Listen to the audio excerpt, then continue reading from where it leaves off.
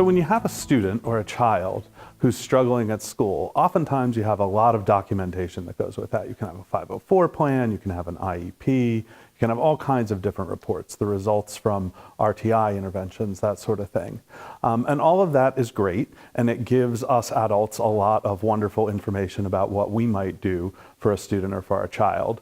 But something that's sometimes overlooked and is really critically important is that part of our role as caring adults, parents, teachers in the lives of this child is to really help the child or the student understand that information as well. And the reason that's critical is that a child needs to understand that information in order to become a good self-advocate. And we know that self-advocacy really makes the difference between success and failure in a lot of situations in school.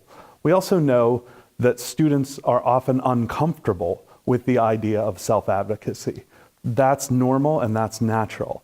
They don't want to be different. They don't want to look different in class. They don't want people to react to them differently. But sometimes that idea of difference is something that a child really has to learn to embrace.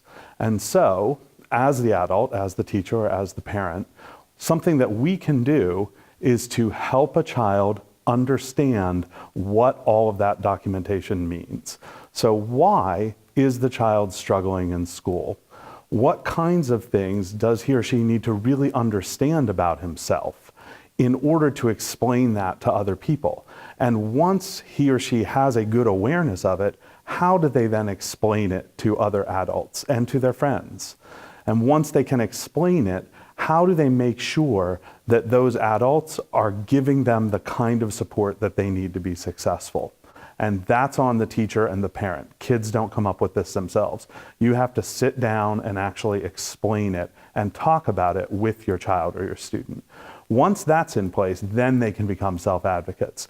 The other thing that you can do as an adult is you can go over specific language for the child to use. Part of the discomfort a child experiences is uncertainty. They're not certain about what language to use. They're not certain about how that teacher or how that other adult is going to react when they say something. So if you can give them the language, if you can say, when you talk to your teacher, it can be helpful to say, for me to be successful, I need X, Y, and Z to happen.